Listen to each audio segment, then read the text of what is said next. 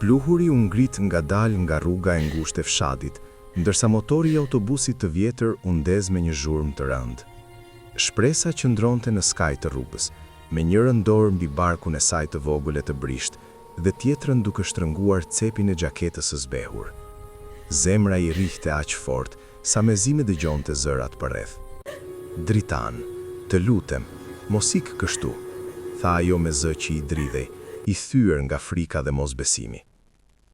Ai rregulloi jakën e këmishës së re, këmisha që ajo ja kishte bler pas muesh të tërë duke shitur perime në ndiell. Nuk e shikoi më si dikur. Sytë e tij ishin të ftohtë tani, të largët, sikur i përkisnin tashmë një jetë tjetër.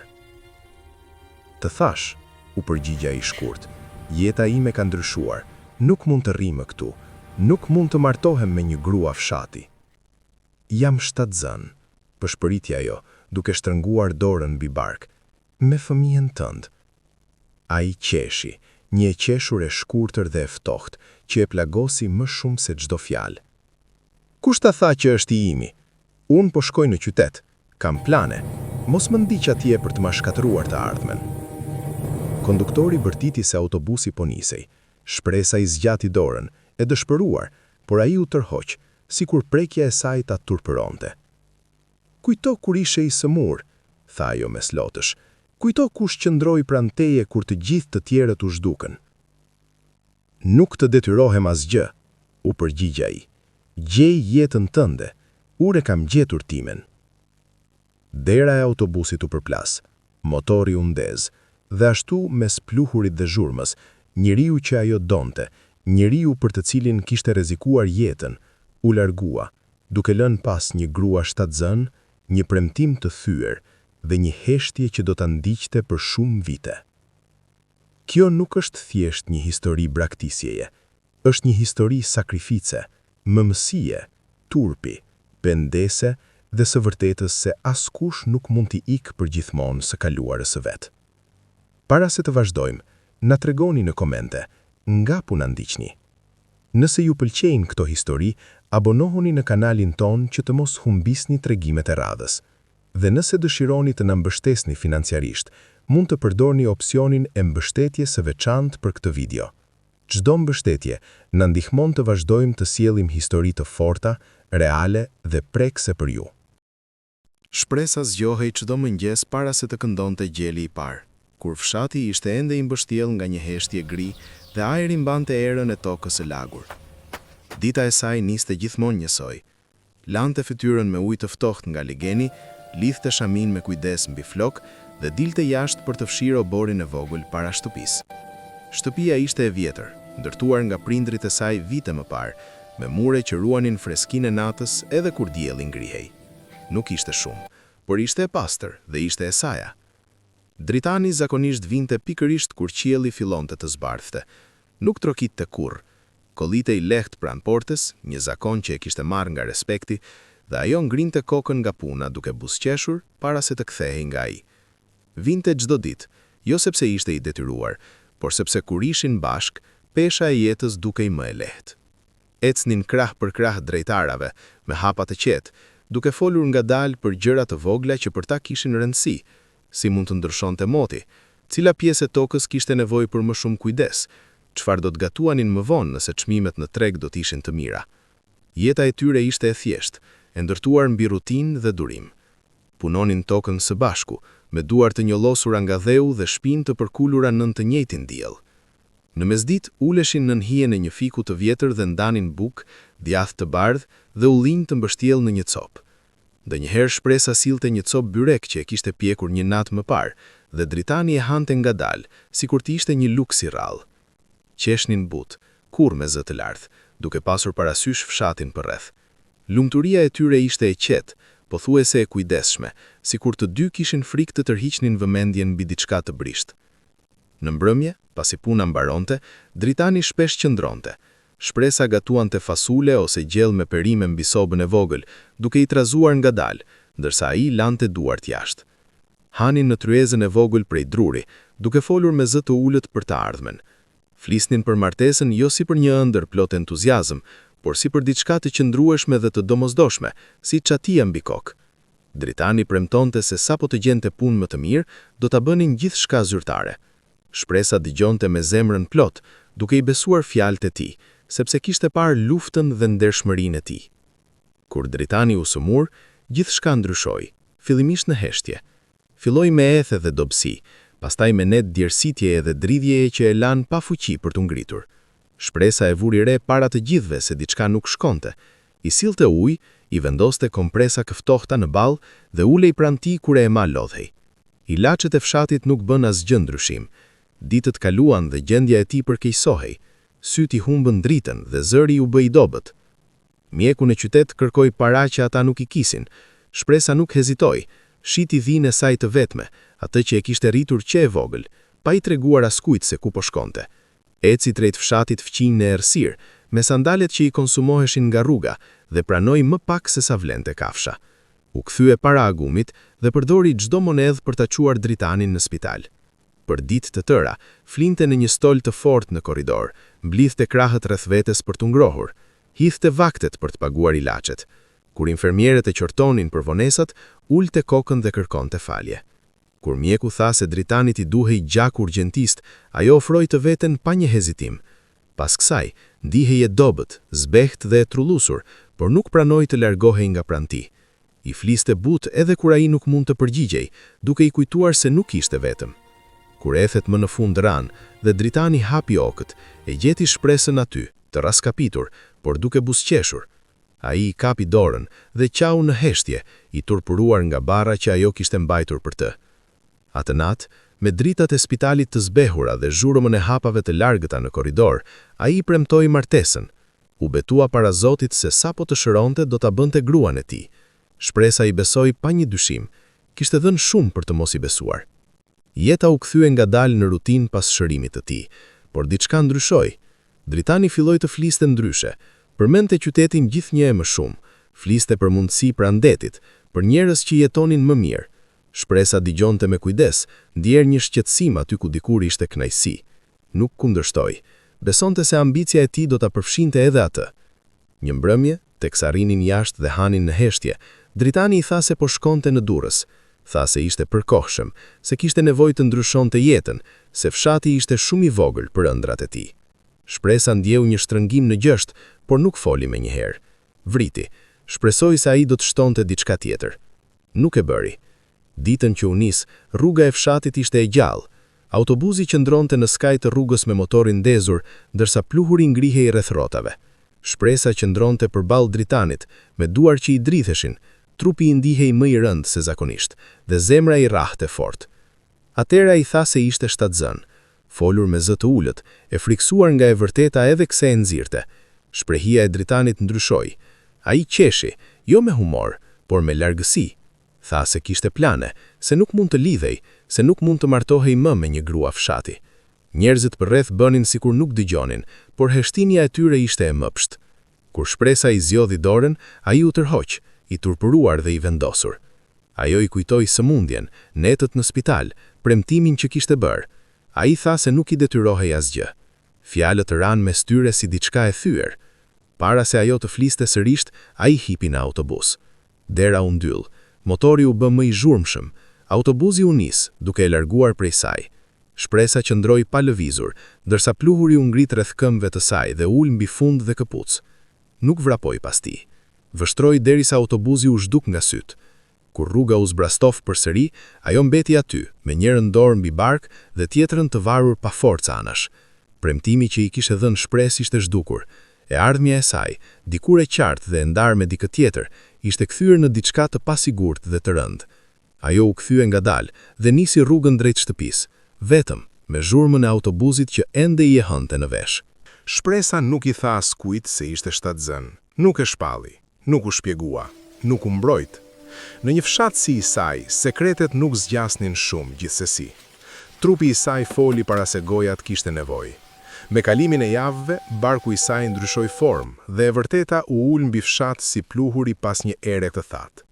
Te burimi I ujit, vendi ku gratë mblidheshin çdo mëngjes me kova dhe legen plastike, ajri rreth shpresës ishte ndryshe. Bisedat ndaleshin kur ajo afrohej, jo papritur, jo në një mënyrë që mund të akuzohej, por ngadalë, me kujdes, ashtu siç tërhiqen njerëzit kur nuk duan të duken. Ajo i përshëndeste butë, duke ulur kokën si gjithmonë. Disa përgjigjeshin pa e parë, të tjera bënin sikur nuk e dëgjonin, përshpëritjet e ndiqnin kudo që shkonte. Nuk ja përmendnin emrin drejt për drejt. Shqiptarët rrallë bëjnë këtë kur përfshihet gjykimi. Flisnin me ujin, me qiellin, me njëra tjetrën, mjaftueshëm fort që kuptimi ta arrinte.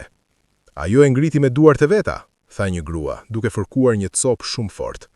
Tani ai është larguar, u përgjigj një tjetër, duke shkundur ujin nga një qilim. Duhej ta kishte ditur, shtoi një e tretë. Burrat nuk ikin pa arsye. Shpresa mbante sytë te kova që mbushej ngadalë. Krahët i dhembnin nga mbajtja, shpina i pulsonte nga dhimbja. Përqendrohej te zhurma e ujit dhe i thoshte vetes të mos qante aty. Jo aty. Të moshuarit ishin edhe më të rëndë në heshtjen e tyre. Gra më të vjetra që dikur i respektonte, ndaluan së thirruri me emër. Burra që përshëndesnin baban e saj kur ishte gjallë, tani vetëm tundnin kokën shkurt dhe shmangnin shikimin. Askush nuk e përballte. Askush nuk bënte pyetje.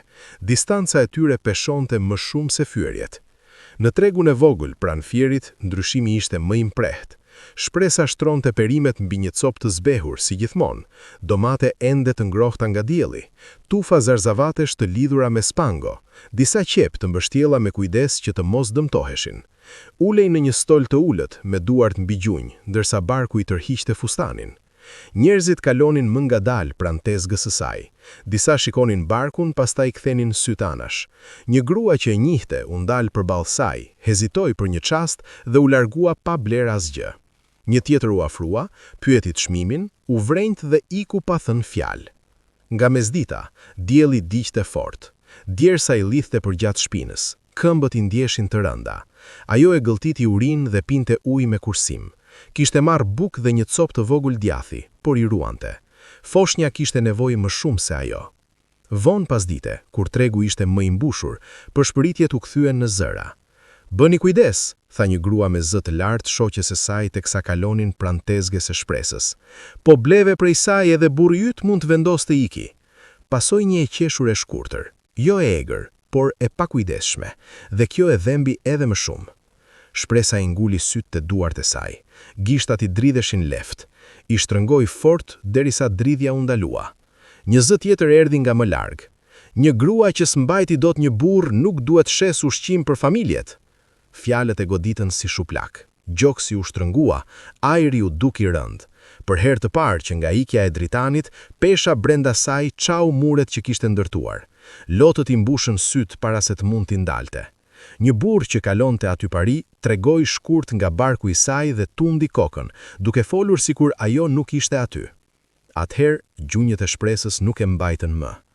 Ajo ul në tokë pranë perimeve, me fundin që i mbush me pluhur. E mbuloi fytyrën me të dyja duart dhe qau. Jo put, jo me dinjitet. Qau ashtu si qanë dikush kur mbajtja e vetes për aq kohë ka kushtuar tepër. Nuk jam grua e keqe, tha mes frymmarrjeve të coptuara, me zërin që i thyej. Thjesht dashurova burrin e gabuar.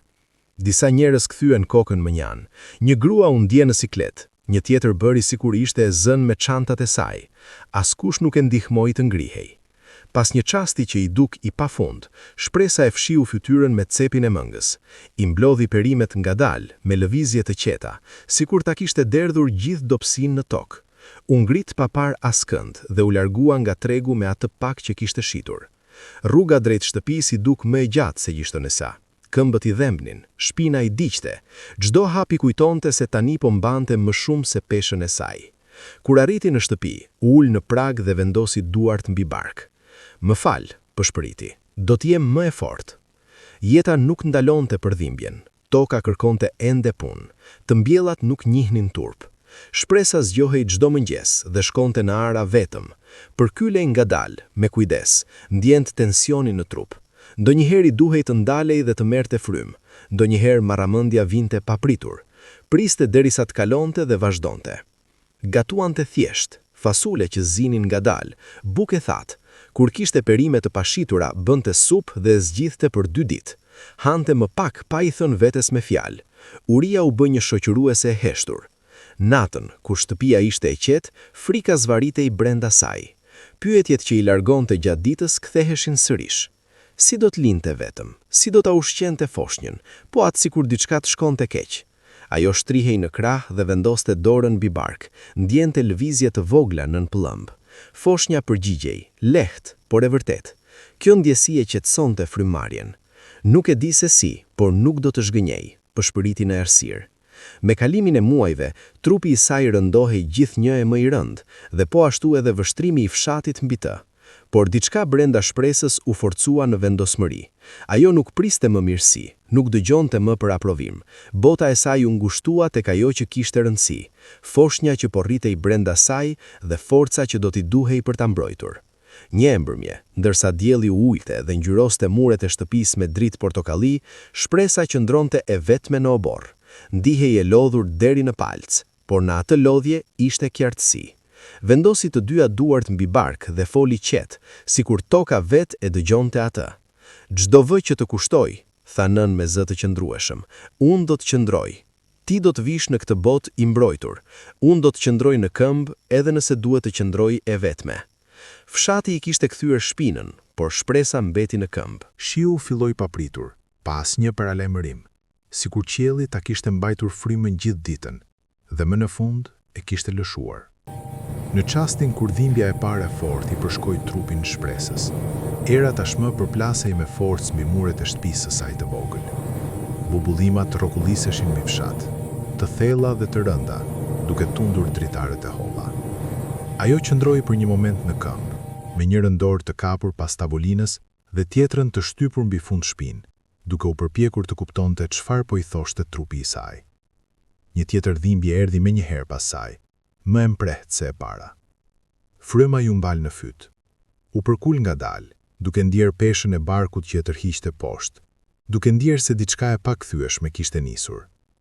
Frika u ngrit shpejt, por ajo e detyroi veten të qëndronte e qetë. Nuk kishte këtë thërishte, nuk kishte nën, nuk kishte burr, vetëm zhurma e shiut dhe dienia se ky çast nuk mund të shtyhej. Me duar që i dridheshin, veshi shallin dhe doli jashtë. Obori ishte tashmë i përmbytur. Balta i ngjitej pas sandaleve ndërsa ecte. Çdo hap më i rënd se i mëparshmi. Rruga drejt shtëpisë së Havës ishte e ngushtë dhe pa barabartë, dhe në errësirë i dukej më gjatë se kur. Shiu i binte në fytyrë, i ftohtë dhe i pamëshirshëm, duke ja lagur rrobat për pak minuta. Një vetim ndriçoi shkurt rrugën bosh përpara saj, pastaj errësira u kthye sërish. Dhimbja erdhi përsëri, me fort tani. Shpresa u ndal, u mbështet pas një gardhi, me frymëmarrje të cekët dhe të çrregullt. Përshpëriti një lutje, jo me zë të lartë, jo me dëshpërim, por me urgjencën e heshtur të dikujt që e dinte se ishte vetëm dhe prap duhej të mbijetonte. U nis sërish, hap pas hapi, përmes stuhisë. Fustani i ngjitej pas këmbëve. Shpina i diqte. Uji i rrithte në sy, duke ja turbulluar shikimin. Çdo kontraktim ndihej sikur trupi i saj po çahej nga brenda. Mendoi për muajt e gjatë pas saj, për heshtjen, urinë, poshtërimin. Për një çast e pyeti veten nëse kështu do të përfundonte gjithçka, në një rrugë të errët pa askan që ta shihte. Kur më në fund arriti te porta e Havës, nuk trokiti më. E shtyu derën dhe thirri dobët. Plaka u shfaq pothuajse menjëherë, sikur të kishte qenë duke pritur. Hyr brenda, tha Hava, me një zë të qetë dhe të vendosur. Dhoma ishte e vogël dhe e ngrohtë, e ndricuar nga një llampë vetme. Era e ujit të zier dhe e rrobave të pastra mbushte ajrin. Shpresa mezi arriti të ulej para se një tjetër val dhimbjeje ta pushtonte. Ajo klithi, duke u kapur fort pas skajit të shtratit, me trupin që i dridhej. Hava lëvizte shpejt, duke udhëhequr, duke polur pa ndërprerje, duke i treguar kur të merrte frym, kur të pushonte, kur të duronte. Orët u shtrin pafund. Jashtë, stuhia vazhdonte. Shiu përplasej mbi çati. Era futej në përçarje të vogla.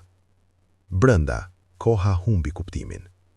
Shpresa klithte, pastaj binte në heshtje, pastaj klithte sërish. Gryka i diqte, krahët i ndiheshin të pafuqishëm.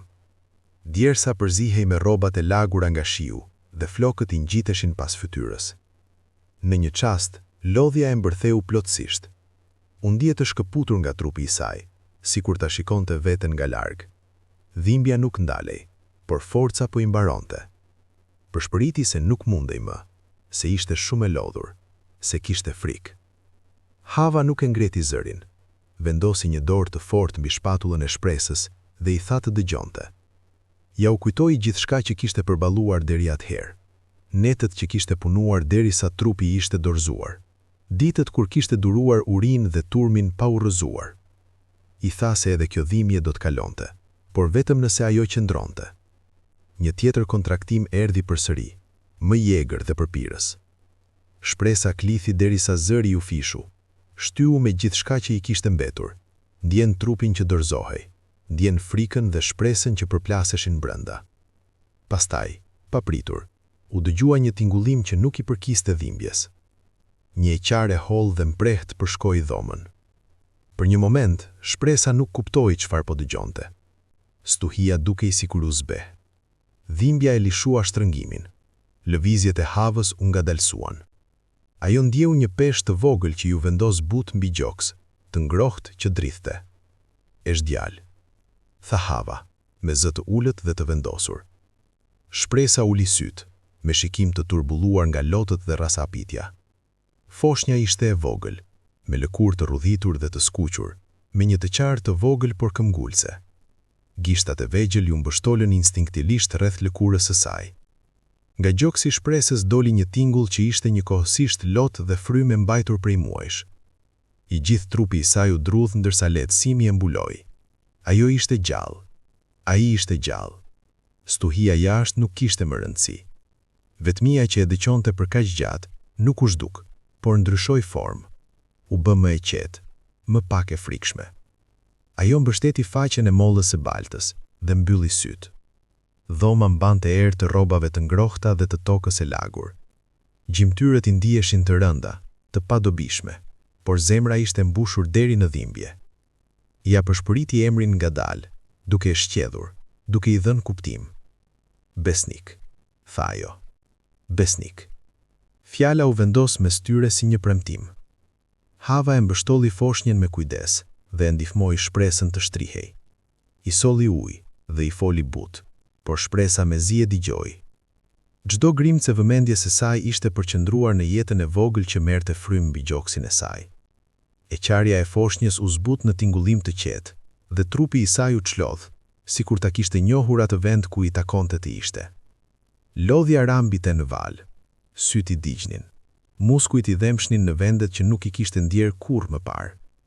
Gjithashtu, nuk donte të flinte. Kishte frikë se po të mbyllte syt, ky çast mund t'i rrëshiste për nga ana. Vështronte fytyrën e gjalit, duke memorizuar arkun e nosës, lëvizjen e buzëve, mënyrën si i ngrihej dhe ulej kraharori.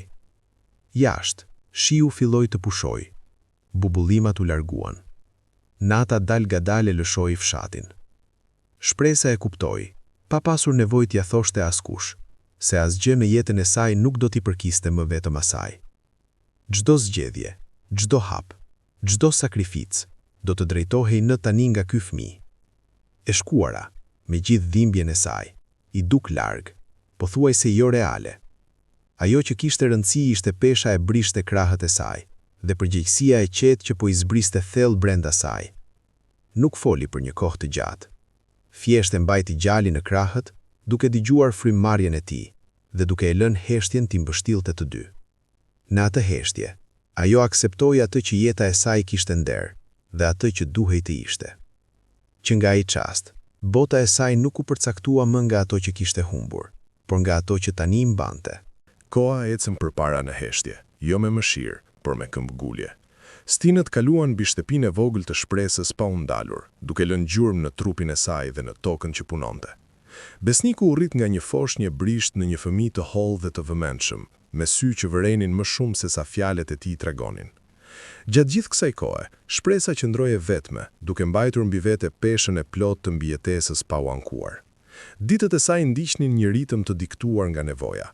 Para agimit, ajo ngrihej, ndiste sobën dhe zjente ujin për çaj. Mëngjesi ishte i thjesht, bukë e thyer me dorë, ndonjëherë lagur me pak vaj ulliri, ndonjëherë thatë kur nuk kishte asgjë tjetër. Gatuante atë që mund të përballonte, fasule që i zgjaste për disa ditë, supë të bërë nga perimet e mbetura pa ushitur në treng, oriz pa mish, por të rregulluar me kujdes që të dukej si një vakt i plot. Asnjëherë nuk e tha besnikut se kishte uri. Mësoj të hante e fundit, në heshtje, që ai të mos e kuptonte se pjesa e saj ishte më e vogël. Parat numëroheshin gjithmonë më shumë se një herë. Natën, kur besniku flinte, ajo i derdhte monedhat mbi një copë dhe i ndante sipas madhësisë dhe tingullit. Llogariste çfarë mund të priste dhe çfarë jo. Fletoret e shkollës vinin para këpucëve të reja. Ilaçet vinin para gjithçkaje tjetër. Kur nuk mjaftonin, ajo përshtatej pa zemrim, pa dram. Jeta i kishte mësuar se paniku shpenzonte energji që ajo nuk mund ta humbiste. Ajo ecte distanca të gjata për të shitur prodhimet e saj, shpesh duke u nisur para lindjes së diellit me shportën mbi kokë. Rruga ishte e pabarabartë dhe në dimër kthehej në balt që i ngjitej pas këpucëve. Në verë, pluhuri i mbunonte lëkurën dhe fytin. Gjatë rrugës i përshëndeste njerëzit me mirësjellje, as ngrohtë, as ftohtë. Disa i përgjigjeshin, të tjerë vetëm tundnin kokën. Disa shikonin përtej saj. Fyerjet rrallë ishin të drejtë për drejta. Vinin si shikime të mbajtura pak më gjatë se duhet, si biseda që ndaleshin kur ajo afrohej, si komente të thëna ajrit e jo asaj. Shpresa mësoi t'i përballonte pa reaguar. Heshtja u bë mburoja e saj. Besniku i vërejnte të gjitha. Ai vërejnte se duart e nënës së tij ishin më të ashpra se të grave të tjera. Vërejnte si ajo ulej ngadalë në fund të ditës, duke shtypur për një çast pëllëmbën mbi fund shpinë përpara se të drejtohej sërish. Vërejnte si ajo i buzëqeshte edhe kur syti dukeshin të lodhur. Nuk bëri pyetje menjëherë. I mbajti vëzhgimet për vete, ashtu siç bëjnë fëmijët kur ndjejnë se përgjigjet mund të dhembin. Në shkollë besniku mësonte shpejt. Dëgjonte më shumë se fliste, përfundonte detyrat herët dhe i ndihmonte fëmijët e tjerë pa ju kërkuar. Mësuesit flisnin për seriozitetin e tij, për mënyrën si e vështronte botën. Shpresa merrte pjesë në takime kur kishte mundësi, duke qëndruar në fund të dhomës, me duar të mbledhura, duke dëgjuar me kujdes. Lavdrimet e bënin të ndihej në siklet. I pranonte me një tundje koke dhe falenderonte mësuesin me zë të ulët, ndërsa mendja e saj shkonte menjëherë te mënyrat se si mund ta mbështeste më mirë të birin. Herën e parë që besniku pyeti për të atin ishte pas dite vonë, po ktheheshin nga arat. Dielli ishte i ulët dhe i ngrohtë, duke hedhur shije të gjata mbi shteg. Besniku goditi një gur me këmbë dhe ngadalsoi hapin. "Nën," tha ai, pa e parë në sy. "Ku është baba im?" Shpresa e ndjeu pyetjen të ulej në kraharim përpara se t'i arrinte veshët. Nuk ndalej se ecuri, nuk u përgjigj menjëherë. E dinte se ai çast do të vinte një ditë dhe ishte përgatitur ta përballonte pa hidhrim. "Ai është larg," tha me kujdes. "Jeta e çoi diku tjetër." "Është i vdekur?" pyeti ai. "Jo," u përgjigj ajo, "por nuk është këtu." Besniku heshti për një kohë. Pastaj tundi kokën sikur po e vendoste informacionin në një vend që nuk do ta trazonte shumë. Shpresa e vështroi nga cepi i syrit, jo kureshtje, jo zemërim, jo hutim, jo urrëtie. Ndjeu një përgjegjësi të thellë të zbriste mbi të. Çfarëdo dhimbje që mbante, nuk do ta kalonte atij. Besniku sëmuraj shpesh si fëmijë. Trupi i tij ishte i ndjeshëm, shtatnarësia e tij e imët. Ethet vinin papritur, zakonisht natën. Shpresa mësoi t'i dalloj shenjat shpejt. Ulej pranë tij, i vendoste kompresa të ftohta në fall, i përshpëriste fjalë qetësuese edhe kur frika e shtrëngonte gjoksin. Kur mjetet e shtëpisë nuk mjaftonin, ajo bënte atë që kishte bërë gjithmonë. Kërkonte ndihmë. Trokiste në dyert që dikur nuk do t'i ishte afruar. Disa japnin pak, të tjere kthenin mbrapsht me ndjes që tingëllonin të mësuara. Njëherë shiti një pjesë të prodhimit më herët dhe me çmim më të ulët për të bler ilaçe. Njëherë tjetër mori hua para që nuk dinte si do t'i kthente. Çdo vendim mori pa hezitim. Krenaria ishte një luks që ajo nuk e mbante. Gjatë smundjes më të rëndë, besniku digjej nga ethet për 2 ditë rresht. Ishte i dobët, meri hapte syt. Shpresa nuk flinte. Ul pranë tij e tundte lehtë me buzët që lëviznin në lutje të qeta. Premtoi gjithçka që i kishte mbetur, vetëm që ai të shërohej. Kur ethet më në fund ran, ajo qau në heshtje, me fytyrën mbështetur mbi supin e tij të vogël, ndërsa lehtësimi i përshkonte trupin. Ndërsa besniku rritej, ai u bë më i vetëdijshëm se ndryshimi mes tyre dhe familjeve të tjera. Vrejnte se fëmijët të tjerë i prisnin babat të gorta, vrejnte se disa djem flisnin për dhurata dhe shtitje. Nuk u ankua kurrë. Në vend kësaj, i ndihmonte më shumë. Mbante ujë pa ju kërkuar, studionte në ndritën e zbehtë të lampës derisa syti digjnin. Një mbrëmje kur Shpresa përgatitej darkën, besniku ishte ulur në tabolinë me librat hapur. Shtëpia mbante erë të fasuleve që zihenin dhe bukës të ngrohtë. Dhoma ishte e qetë, përveç se tingullit të luginës që përplasej në tenxhere. "Nën," tha ai but, "a do të jem gjithmonë kështu?" "Si kështu?" "Ndryshe," tha ai. "Pa baba?" Shpresa i fshiu duart ngadalë dhe ul përballë tij. Ja takoi syt pa frikë. "Ti do të jesh vetvetja. Kaq mjafton." Ajo nuk i foli për braktisjen, nuk përmendi tradhtin. Në vend kësaj, i mësoi diçka tjetër. I mësoi të fliste me respekt, edhe kur të tjerët nuk e bënin. I mësoi të ulte zërin, jo ta ngrinte. I mësoi se dinjiteti nuk ishte diçka që të tjerët t'ja jepnin, por diçka që mbrohej nga brenda. E korrigjonte but kur tregonte padurim. Lavdëronte përpjekjen, më shumë se suksesin. Arsimi u bë fokusi i saj. Librat vinin para rrobave të reja. Ajo nxitte pyetjet, ulej pranë tij kur studionte, edhe kur nuk e kuptonte lëndën, duke i ofruar praninë e jo përgjigjet. Kur lodhej, pushonte pak dhe kthehej sërish. E kujtonte forcën që dikur i kishte shpenzuar për të shpëtuar një burr që ishte larguar dhe e drejtonte çdo grimc të saj te i biri. Natën vonë kur besniku flinte, ajo njëherë mund të lejonte veten të ndjente peshën e gjithçkaje. Trupi i dhemte, e ardhmja i turmbullonte e pasigurt, por kur e shihte gjalin të merrte frym qetë në gjumë, ndjente një qëndrueshmëri brenda vetes. Këtu ishte tani forca e saj. Ajo nuk mendonte më për atë që kishte humbur, mendonte për atë që po ndërtonte. Besniku rritej jo në komoditet, por në kujdes. Mësoi durimin nga pritja, mësoi mirësjelljen nga mungesa. Mësoi qëndrueshmërinë duke parë nënën e saj të qëndronte qetë përballë një bote që nuk i ofroi lehtësi. Dhe Shpresa, pa u kuptuar menjëherë, nuk po mbijetonte më vetëm për vete. Ajo po formonte një burr që do ta njihte vlerën e tij jo përse jeta ishte e butë, por sepse dinjiteti mësohej çdo ditë, pa fjalë. Jeta e Dritanit në Durrës u shpalos me një qëndrueshmëri që, nga jashtë, dukej si sukses. Ai jetonte në një apartament modest, por të rregulluar mirë, jo larg portit, ku ajri mbante erën e kripës dhe të karburantit, dhe zhurma e trafikut nuk pushonte kurrë plotësisht. Çdo mëngjes vishej me kujdes, zgjidh tek misha të pastra, këpucë të lustruara dhe një orë që matte kohën me saktësi të qetë. Shkonte në zyrë, punonte pas një tavoline, firmoste dokumente, përgjigjej në telefonata dhe kthehej në shtëpi në mbrëmje me qëndrimin e një burri që kishte mësuar si t'i përkiste qytetit. U martua me Elonën pas 2 vitesh njohjeje. Ajo ishte arsimuar, e përmbajtur dhe fliste me një vetbesim të formuar në banka shkolle dhe zyra, jo në ara dhe tregje. Dasma e tyre ishte e thjeshtë dhe private, mbajtur në një sallë të vogël pranë detit, me kolegë dhe pak të afërm. Nuk pati teprime, as fest të zhurmshme. Ata i donin gjërat të rregullta dhe të qeta, ashtu siç ndodh shpesh me njerëzit e qytetit. Kur u vendosën në apartament, zgjodhën mobiljet bashk, duke pasur diskutime të lehta për ngjyrat dhe vendosjen, të dy të kujdesshëm të mos e tepronin. Shtëpia e tyre ishte e rregullt, e pastër dhe e rehatshme. Ditët e tyre ndiqnin një rutinë të këndshme. Në mëngjeset e javës pinin kafe në heshtje, me radion të ulët në sfond. Elona nisej herët për në punë, me flokët gjithmonë të lidhur bukur dhe çantën të rregulluar. Dritani vilte pak më pas, duke mbyllur derën me kujdes pas vetes, duke ndjer atë kënaqësinë e vogël të stabilitetit. Në mbrëmje, ndonjëherë takoheshin në një kafene pranë pallatit, duke ulur në një tavolinë cepi, ku zhurma ishte më e butë. Net të tjera hanin në shtëpi, makarona të gatuara thjesht, perime të pjekura, supë në dimër. Elona i pëlqente t'i përgatiste vaktet me kujdes, edhe kur ishte e lodhur, dhe Dritani e vlerësonte rregullin e gjithçkaje. Për një kohë, kjo dukej e mjaftueshme. Kur tema e fëmijëve u përmend, erdhi natyrshëm, pa ngut. Në fundit sapo ishin martuar. Elona fliste për këtë me qetësi, si për diçka që do të ndodhte kur të vinte koha.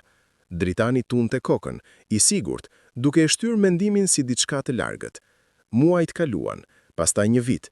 Sa herë që pritjet e Elonës binin në heshtje, ajo fliste pak, por Dritani e vërente ndryshimin në sytë e saj kur tërhiqej në banjë dhe mbyllte derën për më gjatë se zakonisht. Vendosën të shkonin te mjeku. Fillimisht gjithçka dukej rutinë, pothuajse e ftohtë. Analiza, takime, pritje për përgjigje. Elona mbetej e përmbajtur, u përgjigjej pyetjeve me saktësi. Dritani bënte ndonjë shaka të lehtë, duke u përpjekur ta mbante gjendjen neutrale. Kur mjeku foli më në fund hapur, dhoma papritur u duk më e vogël. Problemi nuk ishte i Elonës. Fjalet ju ulën rënd dritanit në krahëror. Ai tundi kokën, bëri disa pyetje, dëgjoi ndërsa përmendeshin mundësi trajtimi. Stres, tha mjeku, ndoshta një sëmundje e kaluar, kishte gjëra që mund të provonin. Dritani e falenderoi dhe u ngrit paksa shpejt. Elona qëndroi ulur edhe për një çast, me duar të mbledhura në prehër. Në shtëpi, apartamenti dukej më i heshtur se zakonisht. Elona nuk e akuzoi, nuk qau hapur. Në vend të kësaj, ajo filloi të lëvizte ndryshe, gatuante më pak, qëndronte më gjatë në punë. Kur fliste, fjalët e saj ishin të kujdesshme, të matuara, sikur të kishte frikë të thoshte diçka që nuk mund të kthehej mbrapsht. Koha kaloi sërisht. U provuan trajtime. Shpresa u ngrit për pak, pastaj ra. Çdo muaj linte nga një shenjë vogël.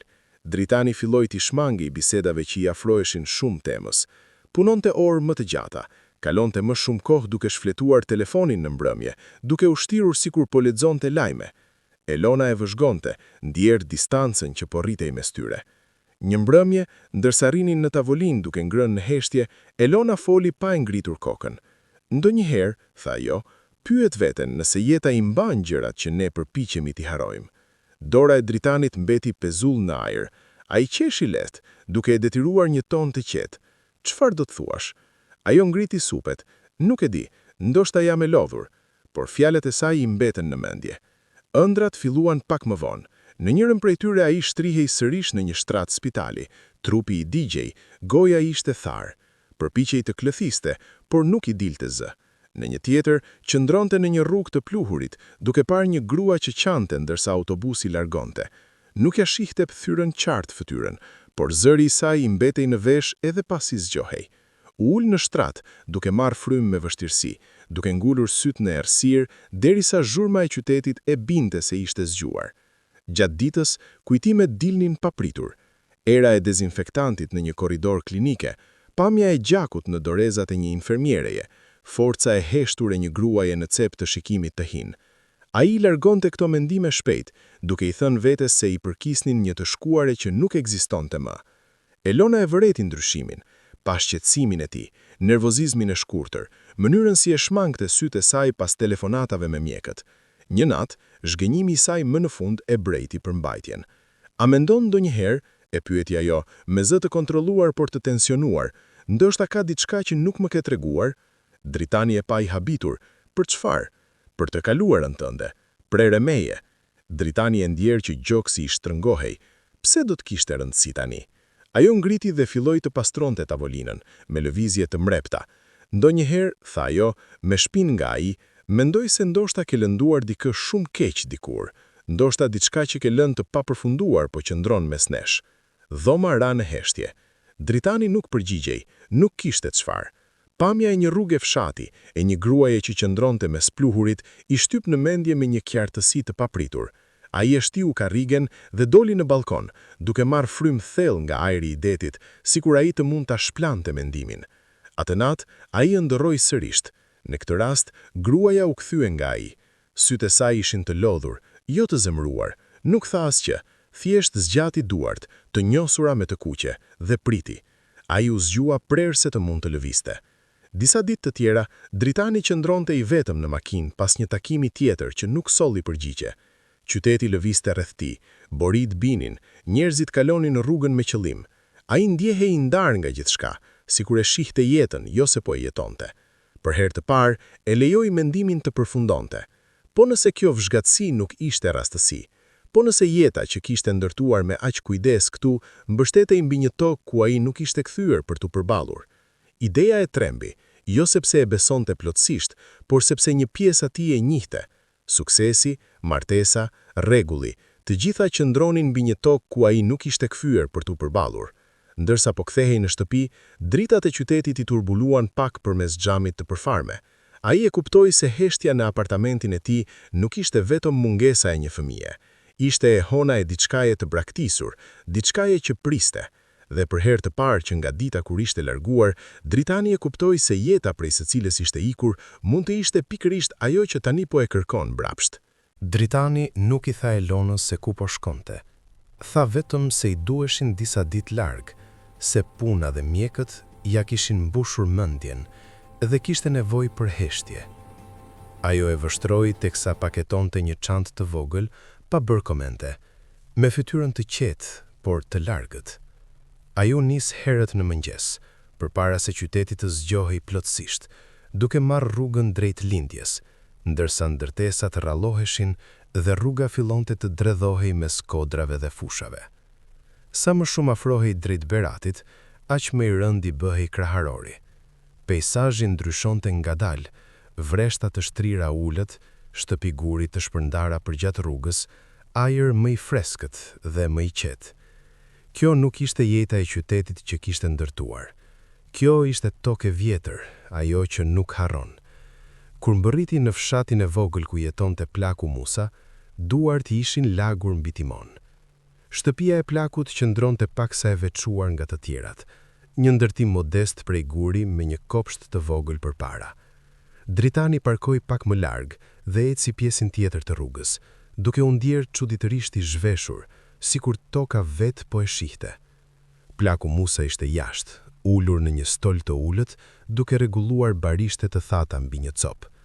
Flokët i kishte të bardha, shpina e përkulur por e qëndrueshme, lëvizjet e ngadalta dhe të menduara. Dritani e përshëndeti me respekt dhe priti. Plaku nuk u ngut, mbaroi punën që kishte në dorë, pastaj ngriti syt, të mprehtë dhe të palëvizshëm. Nuk ke ardhur për ilaçe, tha Plaku Musa qetë. Dritani gëlltiti. Nuk e di për çfarë kam ardhur. Plaku tundi kokën, sikur ajo përgjigje të konfirmonte diçka. I bëri shenjë të ulej. Në fillim folën pak, heshtja u trash, e pakëndshme. Kur Dritani më në fund shpjegoi problemin e tij, zgjodhi fjalët me kujdes. Foli për martesën, për vitet pa fëmijë, për mjekët që nuk jepnin siguri. I shmangu detajet e skaluarës, shmangu emrat. Plaku Musa dëgjoi pa e ndërprer.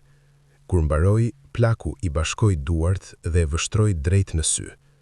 Disa smundje nuk banojnë në trup, banojnë në atër që një burr ka bërë dhe ka refuzuar ta përballë. Dritani u shqetësua në vend. Nuk kam ardhur këtu për t'u gjykuar. Ke ardhur sepse diçka tashmë po të gjykon, u përgjigj Plaku. Plaku ngrit dhe eci ngadalë pas tij, sikur po rrethonte një problem që nuk dukej.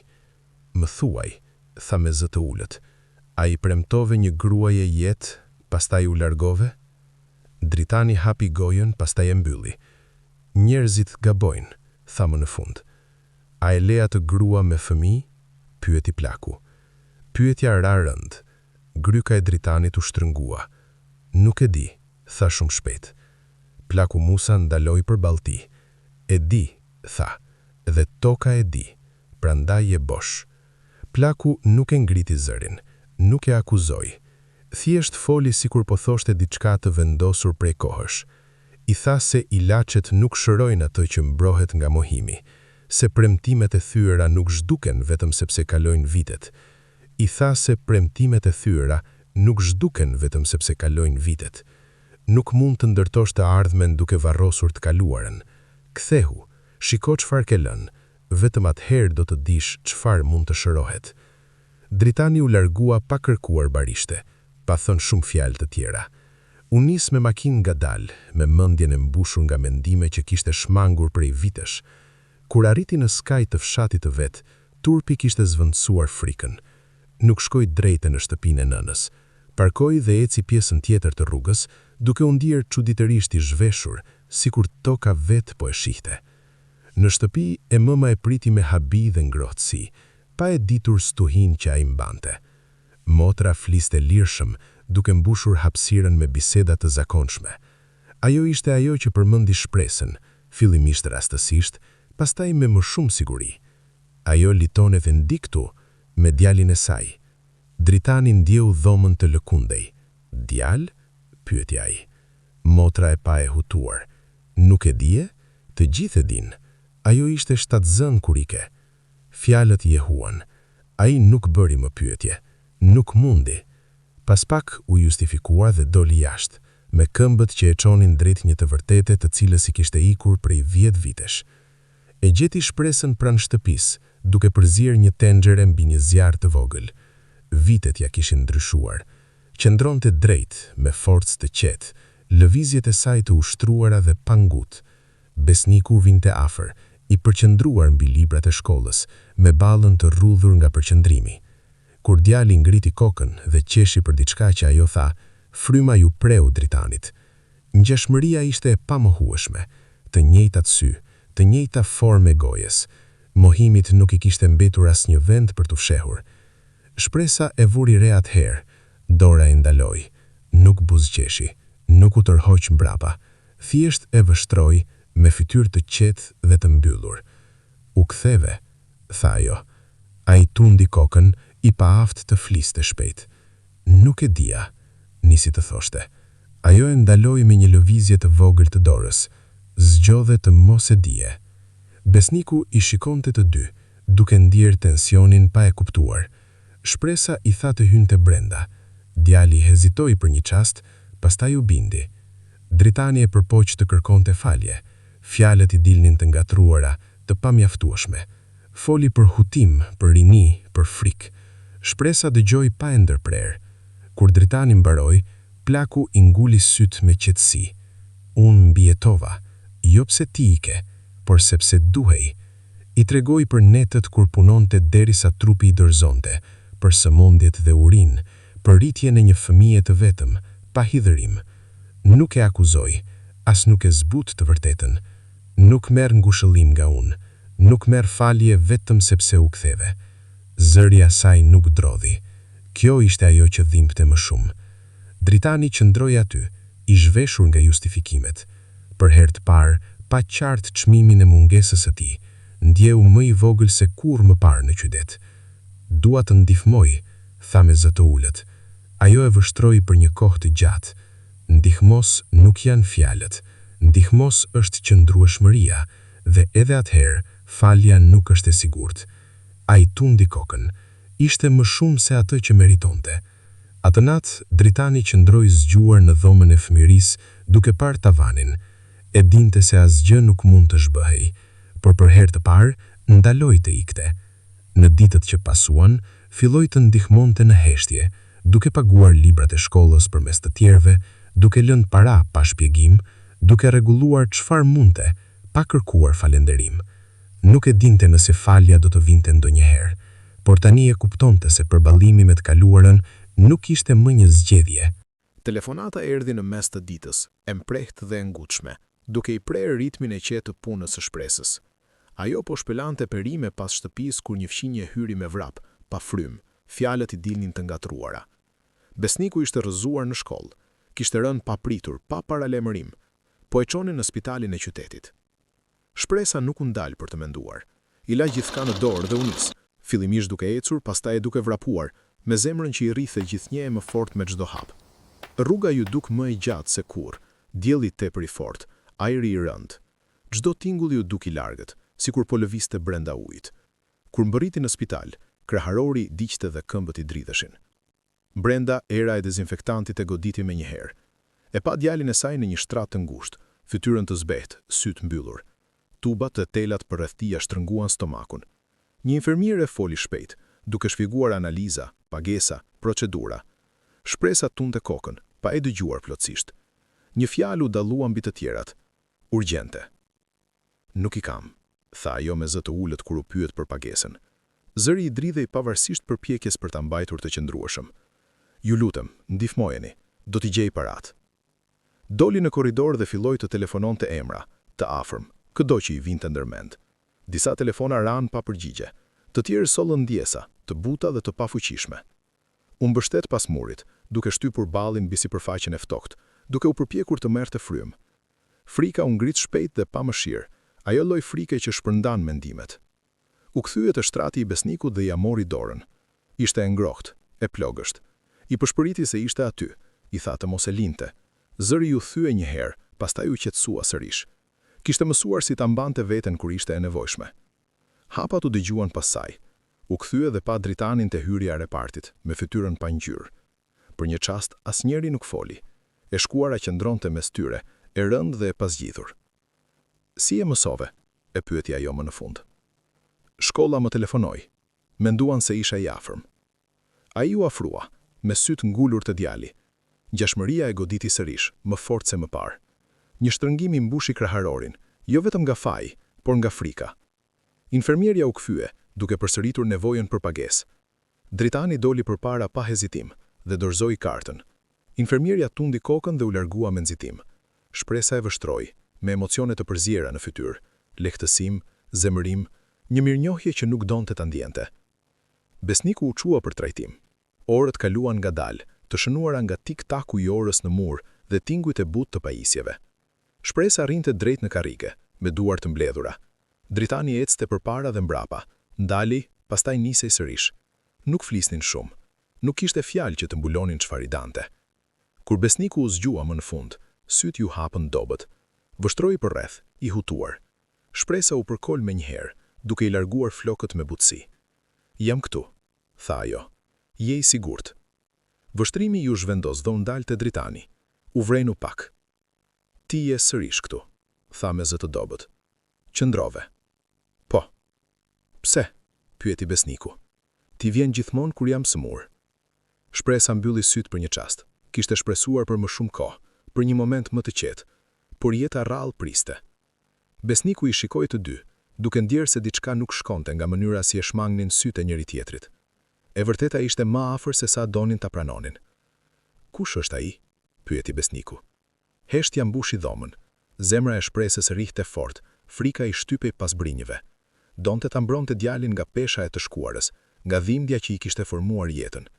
Por e dinte se gënjeshtrat vetëm sa do ta thellonin plagën më vonë. Dritani doli përpara pa hezitim, dhe zëri ishte ulur dhe i pasigurt. Unë jam babai yt.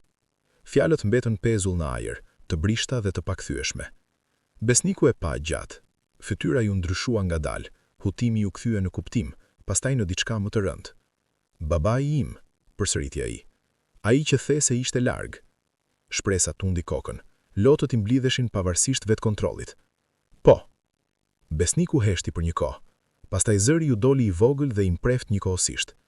Ku ishe? Kjo pyetje e goditi Tritanin si grusht. Gabova, tha i sinqerisht. Kisha frikë. U largova kur duhet të qëndroja.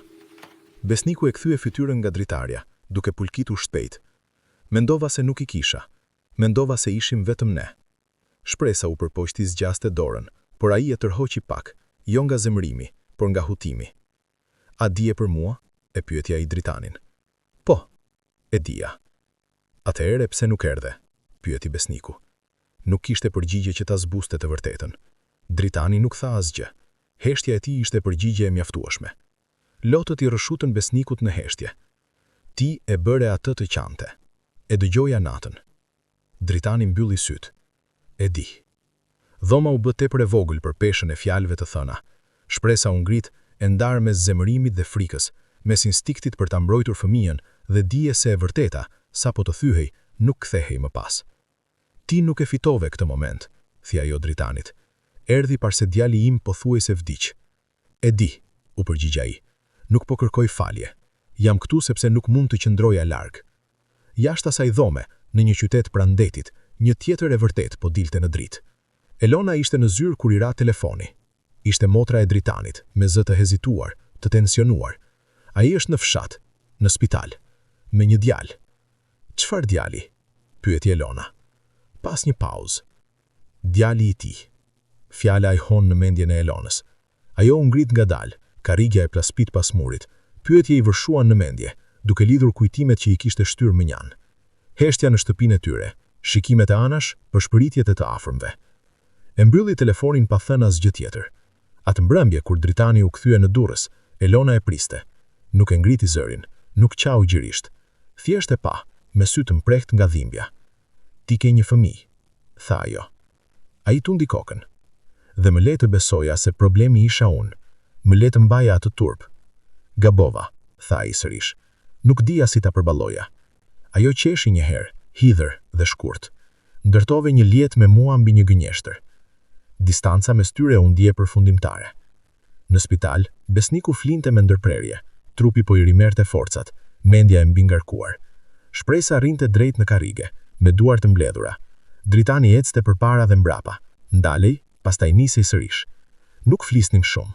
Nuk kishte fjalë që të mbulonin çfarë i dante. Dritani qëndronte pranë derës, i pasigut për vendin e tij. E shkuara ishte përplasur me të tashmen, dhe pasojat nuk mund të shmangeshin më. 3 jetë, të lidhura më në fund me të vërtetën, përballeshin me një athmerë që asnjëri nuk e kishte planifikuar. Nëse kjo histori të preku, mos harro se jeta nuk kërkon përsosmëri, por përgjegjësi dhe guxim për të përballur me të vërtetën. Faleminderit që e dëgjove deri në fund. Na shkruaj në komente çfarë mendon dhe nga cili vend po na ndjek. Abonohu në kanal për histori të tjera të vërteta dhe nëse dëshiron të na mbështesësh financiarisht, mund të përdorësh mbështetje speciale. Mirupafshim në historinë e radhës.